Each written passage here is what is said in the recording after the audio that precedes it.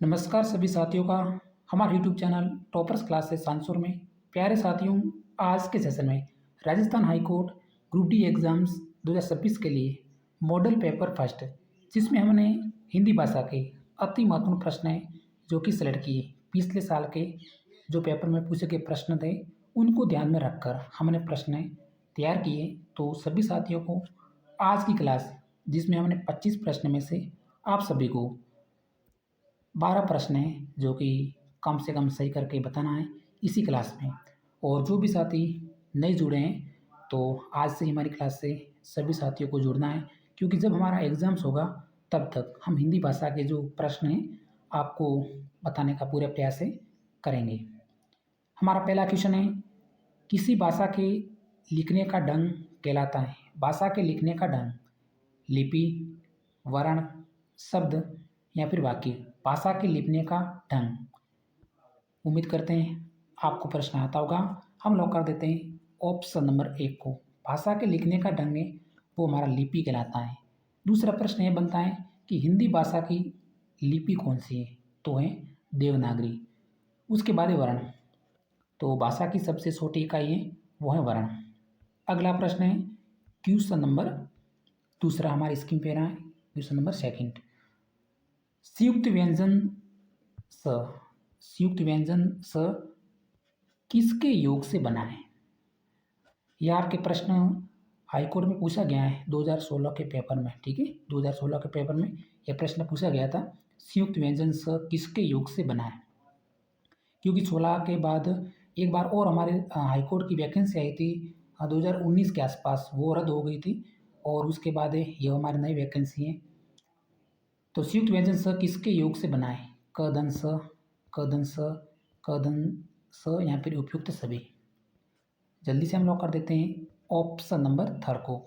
क आधाएं और स षटकान का, तो इससे मिलकर बना होता है क दन स। उसके बाद है त्र, तो त्र बना होता है त दन र, आधा त और र पूरा। उसके बाद है ज्ञ, ज आधा है और हना पूरा, तो अक्सर तरह ज्ञ। 3 प्रश्न आपको थोड़े से याद रखने हैं। अगला प्रश्न देखते हैं, क्वेश्चन नंबर 3। यह हाई कोर्ट के बाद जो भी एग्ज़ाम्स हों उसके भी ये प्रश्न आपके काम आएंगे।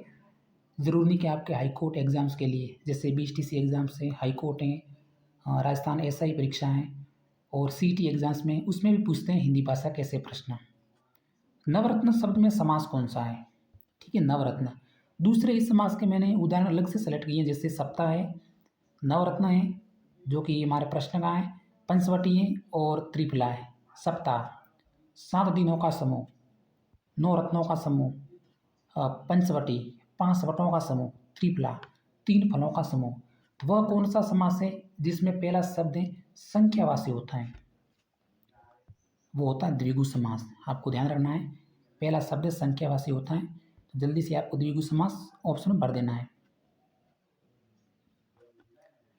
और नेक्स्ट क्वेश्चन, क्वेश्चन नंबर 4 है हमारी स्क्रीन पे। नीचे लिखे शब्दों में से शुद्ध वर्तनी वाला विकल्प कौन सा है। नीचे लिखे शब्दों में से शुद्ध वर्तनी वाला शब्द विकल्प। ये प्रश्न थोड़ा सा मिसप्रिंट हुआ है, चलो बाद में देखेंगे, क्योंकि देखिए इसमें अब आपको बताना है। ये श्रीमती इस तरह से पूछा था, उसके बाद श्रीमती, श्रीमती और श्रीमती। ये प्रश्न बीएसटीसी एग्जाम्स 2019 में भी पूछा गया था, ऐसा कैसा प्रश्न है। यहाँ पे इस तरह से श्रीमती था, पहला शब्द श्रीमती, दूसरा इस तरह से श्रीमती और तीसरा श्रीमती। अब आपको आंसर बताना है अ, ब, स और द में से वर्तनी की दृष्टि से शुद्ध शब्द। हमेशा आप इस शब्द को प्रयुक्त जरूर करते हैं कहीं ना कहीं।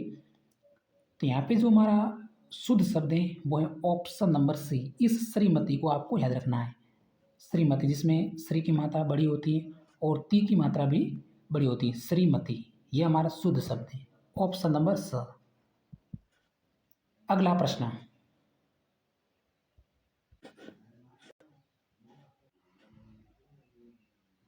क्वेश्चन नंबर 5 हमारे स्क्रीन पे रहा।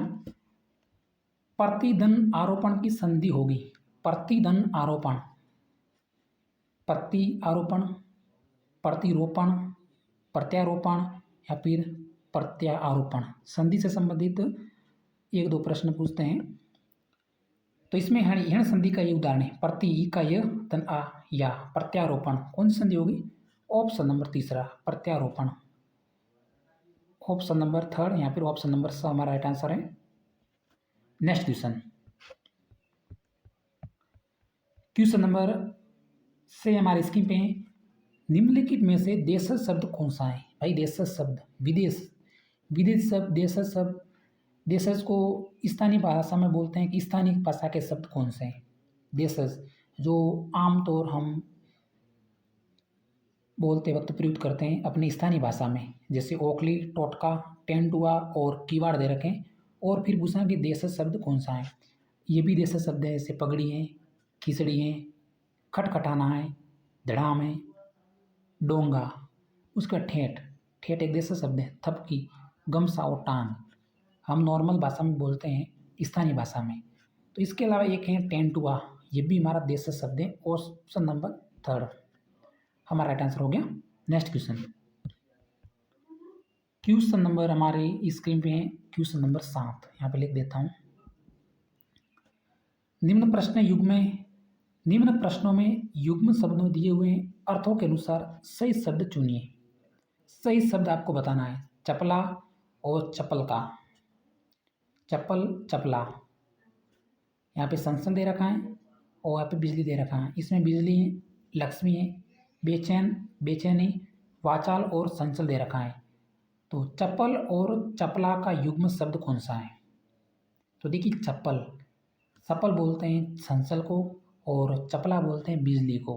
तो ऑप्शन नंबर ए हमारा करेक्ट आंसर है, चप्पल, चपला, बिजली। नेक्स्ट क्वेश्चन, अगला प्रश्न है क्वेश्चन नंबर 9। आदि, आदि शब्द युग्म का सही अर्थ कौन सा है? आदि, आदि शब्द युग्म का सही अर्थ, आदि जिसमें दी की मात्रा छोटी है, दूसरा आदि जिसमें दी की मात्रा बड़ी है। तो शब्द युग्म का सही अर्थ कौन सा है? जल्दी से बताइए राइट आंसर। हम जल्दी से लॉक कर देते हैं ऑप्शन नंबर सेकंड को, आदि जिसका होता है आरंभ, और आदि जिसमें दी की मात्रा बड़ी होती है, इसका जो सही अर्थ होता है वो होता है अभ्यस्त। तो आरंभ और अभ्यस्त होगा। ऑप्शन नंबर सेकंड को हमने राइट कर दिया। अगला प्रश्न क्वेश्चन नंबर 10 है हमारी स्क्रीन पे, किस विकल्प में परस्पर पर्यायवाची शब्द नहीं है? परस्पर पर्यायवाची शब्द नहीं है। 4 ऑप्शन दे रखे हैं, इच्छा, अभिप्सा, कपोत, पीक दे रखे हैं, रात, यामिनी, ऊंट और करब। बहुत सिंपल प्रश्न है, जल्दी से आपको आंसर देना है इस प्रश्न का, क्योंकि एसआई में पूछा गया था और पीटीटी एग्जाम्स में भी प्रश्न पूछा गया था। ये किस विकल्प में परस्पर पर्याय शब्द नहीं है? तो देखिए कपोत और पीक, पीक कोयल का है। तो ऑप्शन नंबर सेकंड हो गया। अगला प्रश्न, प्रश्न है निम्न में से महाप्राण वर्ण कौन सा है? अब आपको बताना है, क्योंकि इस प्रश्न को मैंने पहले क्लास में सेलेक्ट किया था और इस ट्रिक से आपको करना है, क्योंकि प्रश्न आ सकता है, कुल 50 प्रश्न आएंगे। तो निम्न में से महाप्राण वर्ण कौन सा है? अल्प प्राण और महाप्राण। तो प्रत्येक वर्ग का पहला, तीसरा, पांचवा वर्ण है हमारा महाप्राण, अल्प प्राण वर्ण कहलाता है, और प्रत्येक वर्ग का दूसरा और चौथा वर्ण है हमारा महाप्राण वर्ण कहलाता है। तो जैसे क वर्ग, स वर्ग, ट वर्ग, त वर्ग, ये आपको देखने हैं। ज, स ज तीसरा वर्ण है। यहाँ पे म, प, फ, ब और म पांचवा वर्ण है। ड तीसरा वर्ण है, और द, त, थ, द और द चौथा वर्ण है त वर्ग का। तो यहाँ पे आपको महाप्राण का पूछा है, तो दूसरा और चौथा वर्ण, यहाँ पे देखिए चौथा वर्ण आ रहा है। तो ऑप्शन नंबर डी है जो कि हमारा महाप्राण वर्ण है। बाकी ये अल्प प्राण है, ड एक अल्प प्राण है और म हमारा एक अल्प प्राण वर्ण है। नेक्स्ट क्वेश्चन,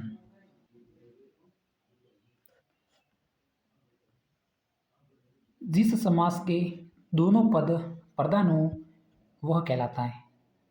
जिस समास के दोनों पद प्रधान, कौन सा समास कहलाता है? तो प्रथम पद प्रधान तो वो हमारा अविभाज्य समास कहलाता है। दूसरा पद प्रधान द्विगु समास कहलाता है, और दोनों पद प्रधान है तो वो हमारा समास कहलाता है द्वंद्व। ऑप्शन नंबर बो को हमने लॉक कर दिया, हमारा राइट आंसर है। नेक्स्ट क्वेश्चन, अगला प्रश्न है स्क्रीन पे जाके चतुर्थ श्रेणी कर्मचारी भर्ती में पूछा गया था, निम्न में से देशज शब्द नहीं है, देशज स्थानीय भाषा का शब्द कौन सा नहीं है? खाट, तोला, लोटा, सटकना दे रखा है, गवाह, कारीगर दे रखा है, सुटकी और शुष्की दे रखे हैं।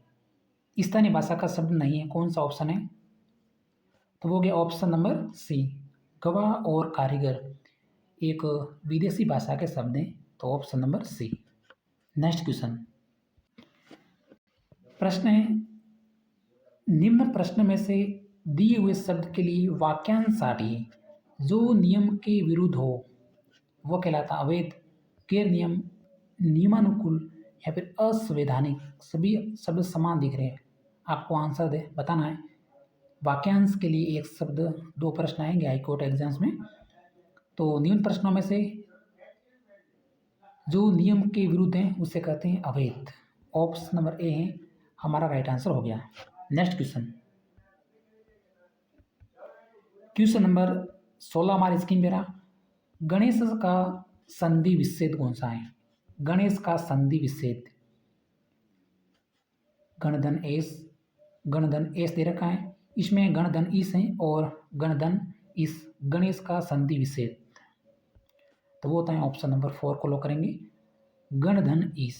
अ यहाँ आ के युग में ई यहाँ बड़ी है तो ए का आदेश होता है, तो ऑप्शन नंबर 4 गणधन इस। अगला प्रश्न है दाता शब्द का विलोम नहीं है, दाता शब्द का विलोम नहीं है वह पूछा है, दानी, कृपण, कंजूस या फिर सोम। दाता शब्द का विलोम, तो देखिए अद्वितीय का जो विलोम है वह उपत्य का, खल का विलोम है वह सज्जन, विधि, अविधि, अज्ञ का विज्ञ। इसी प्रकार दाता का जो विलोम नहीं है वह पूछा है तो दानी, सेम है, दाता और दानी एक ही बात है, तो ऑप्शन नंबर ए है हमारा राइट आंसर हो गया। बाकी कृपण विलोम है, कंजूस विलोम है और सुम, दाता और सुम बिल्कुल विलोम शब्द है। ये रिपीट हुआ है कई एग्जाम्स में, तभी हमने भी सेलेक्ट किया है, और इससे संबंधित एक प्रश्न आपको देखने को मिल सकता है हाईकोर्ट ग्रुप डी एग्जाम्स में। अगला प्रश्न जो कि मुहावरा है, गूलर का फूल होना मुहावरे का अर्थ। सीटी एग्जाम्स 2024 में पूछा गया है प्रश्न, गूलर का फूल होना तो है ऑप्शन नंबर सी, कभी कभी दिखना। अगला प्रश्न, क्वेश्चन नंबर है हमारा 22वां हमारी स्क्रीन पे, किस विकल्प में निजवाचक सर्वनाम का प्रयोग नहीं हुआ है? निजवाचक सर्वनाम का प्रयोग नहीं हुआ, ध्यान से हम ऑप्शन देखते हैं। मैं आप ही चला जाऊंगा, मैं ये कार्य अपने आप कर लूँगा, आप कहेंगे तो ही बैठूंगा, श्याम अपना खाना खुद बना लेता है। यहाँ पे निजता का बोध किस में, देखिए प्रश्न कह रहा है कि किस विकल्प में निजवाचक सर्वनाम का प्रयोग नहीं हुआ। यहाँ पे देखिए मैं, यहाँ पे निजता का बिल्कुल बोध है, खुद की बात हो रही है, मैं आप ही चला जाऊंगा। ऑप्शन नंबर बी, मैं ये कार्य अपने आप कर लूँगा, देखिए मैं ये कार्य अपने आप, इसमें स्वयं की बात हो रही है। यहाँ पे देखिए आप कहेंगे तो मैं बैठूंगा, ऑप्शन नंबर सी हमारा आइटम हो गया जल्दी से। बाकी श्याम अपना खाना खुद बना रहा है, इसमें देखिए अपना खाना खुद बना रहा है, स्वयं की बात हो रही है। तो भाई ऐसा सिंपल सा प्रश्न आपको स्किप नहीं करना है और जल्दी से आंसर देना है। नेक्स्ट क्वेश्चन, प्रश्न है निम्न में से जातिवाचक संज्ञा कौन सी है? जातिवाचक संज्ञा और अन्य जातिवाचक संज्ञा के उदाहरण जैसे नगर, पक्षी, सेना, दल, पहाड़, नदी और कक्षा, ये सभी जातिवाचक संज्ञा के उदाहरण हैं। तो इसी प्रकार इन ऑप्शन में जातिवाचक संज्ञा कौन सी है? बुढ़ापा, दिल्ली, घर और सोटा। सोटा भाववाचक है और बुढ़ापा एक प्रकार की भाववाचक संज्ञाएं, दिल्ली व्यक्तिवाचक संज्ञाएं। राइट आंसर हो गया ऑप्शन नंबर 3, घर एक जातिवाचक संज्ञा का उदाहरण है। अगला प्रश्न है निम्न में से भाववाचक संज्ञा कौन सी है? भाववाचक संज्ञा कुछ उदाहरण भाववाचक है जैसे बचपन है। अगर आप ये उदाहरण देखेंगे तो ज़रूर आप समझ जाएंगे, जैसे बचपन, भावार्थ संज्ञा के उदाहरण हैं मिठास है, सर्दी है, गुलाब है और सौंदर्य। इसी तरह का शब्द ऑप्शन में कौन सा है? यहाँ पे अपनत्व दे रखा है, देश दे रखा है, मथुरा और देव। इसमें भावार्थ संज्ञा पूछा है। तो इस प्रश्न का हमारा राइट आंसर है वो है ऑप्शन नंबर फर्स्ट। अपनत्व एक भाववाचक संज्ञा का उदाहरण है। देश, देश शब्द में जातिवाचक संज्ञा है। मथुरा व्यक्तिवाचक संज्ञा का उदाहरण है, क्योंकि नाम का बोध है। मथुरा एक नाम है। देव, देव शब्द है जो कि जातिवाचक संज्ञा का उदाहरण है। नेक्स्ट क्वेश्चन, शब्दकोश में पहले आने वाला शब्द कौन सा है? ऐसा प्रश्न आपको देखने को मिलेगा। वाक्य अलग हो सकते हैं, लेकिन प्रश्न इस तरह का बनेगा एग्जाम्स में। शब्दकोश में पहले आने वाला शब्द कम, कतार, कंचन और कंकर। ऑप्शन नंबर दे रखें। तो जिन शब्द के ऊपर अगर अनुस्वार लगाएं तो हमारा शब्दकोश में पहले आता है। तो ये दो तो बाद में आएंगे। अब इन दोनों में से कोई भी एक शब्द है वो पहले आएगा। तो देखिए, दूसरे में कंकर है और पहले में कंसन है। तो इसमें देखिए क पहले आता है और च बाद में आता है। क पहले तो प्रथम पे आएगा कंकर, दूसरे नंबर पे आएगा कंचन, तीसरे नंबर पे आएगा वो आएगा कतार, क्योंकि तो पहले आता है और म बाद में आता है। तो ये तीसरे नंबर पे, और चौथे नंबर पे आएगा कम। तो पूछा क्या है, पहले आने वाला शब्द कौन सा है? तो वो है कंकर। ऑप्शन नंबर 4 को भाई लॉक कर दिया हमने, हमारा राइट आंसर है। नेक्स्ट क्वेश्चन, क्वेश्चन नंबर है इसके में देख सकते हैं स और स ध्वनियाँ हैं। स नासिकीय, तालव्य, ऊष्म या फिर कंठीय। और जल्दी से आंसर दे देते हैं। ये हमारे ऊष्म व्यंजन है या फिर ऊष्म ध्वनियाँ हैं। Option number C. Next question, आज की क्लास का हमारा अंतिम प्रश्न है।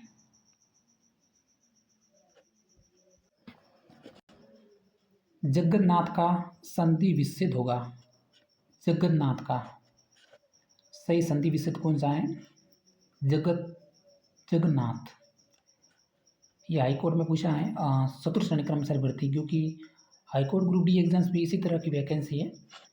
तो जगन्नाथ का सही संधि विच्छेद है वो है ऑप्शन नंबर सी, जगत धननाथ। हम जल्दी से लॉक कर देते हैं ऑप्शन नंबर सी को।